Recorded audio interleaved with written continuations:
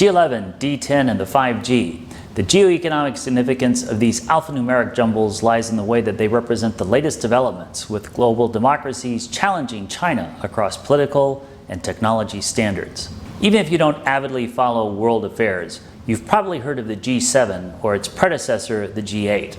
As currently constituted, the Group of Seven is made up of the 7 largest Western democratically structured economies in the world: Canada, France, Germany, Italy, Japan, the UK, and the US.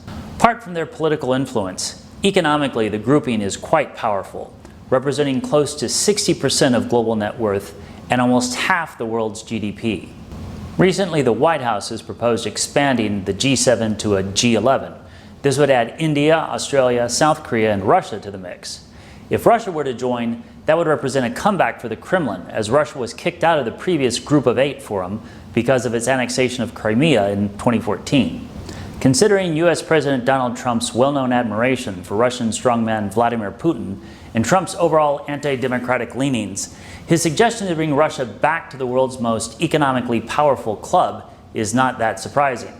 It's not yet clear, however, if other G7 members are open to Russia's inclusion, whereas the other candidates are likely more welcome.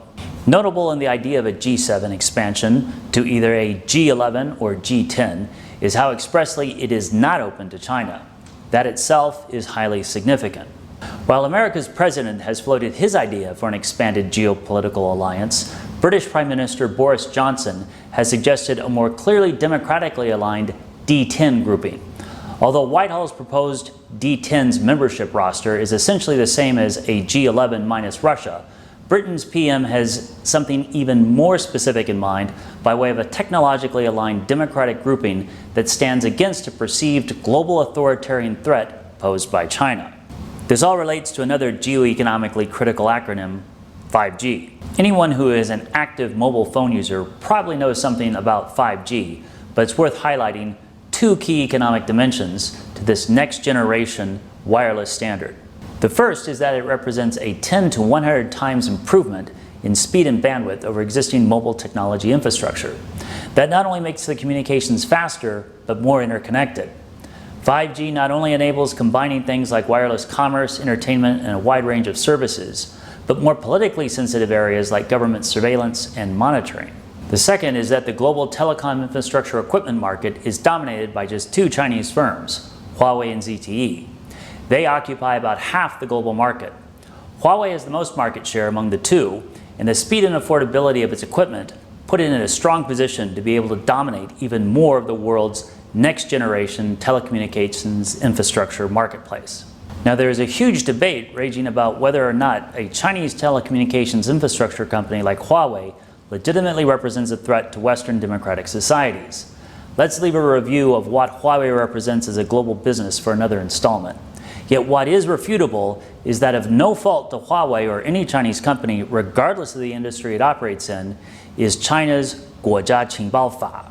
Known in English as the China's National Intelligence Law, it stipulates that all Chinese organizations and citizens must support, assist, and cooperate with China's national intelligence efforts.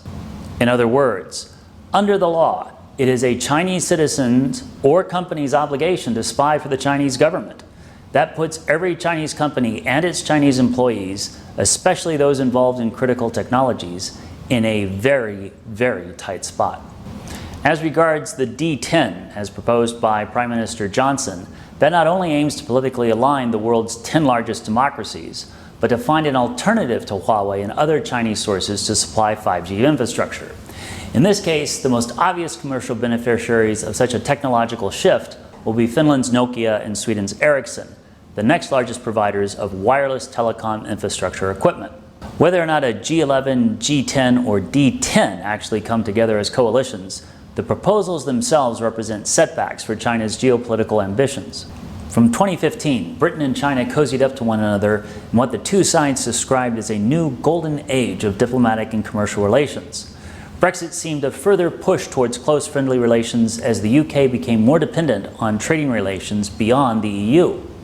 As recently as January of this year, and over stringent objections from China skeptics in his party, Boris Johnson decided to allocate over 1/3 of Britain's 5G infrastructure rollout to Huawei.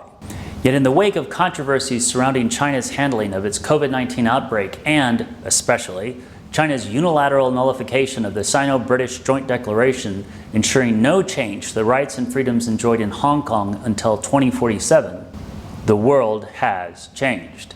Boiling it all down, the G11, G10, and D10 show that anti-China blocs are gaining traction. To be more precise, these alignments are less anti-China than alternatives to China. This is especially clearly illustrated by the D10, an attempt to demonstrate world leadership that provides an alternative to Chinese standards for trade and government control. That's exactly the sort of thing to keep an eye out for, a widening geopolitical battle between democratic and Chinese standards. These contests between China and the democratic world will especially play out in the realms of geopolitics, technology, as well as commerce and trade. Thanks for watching. I welcome your comments and subscription.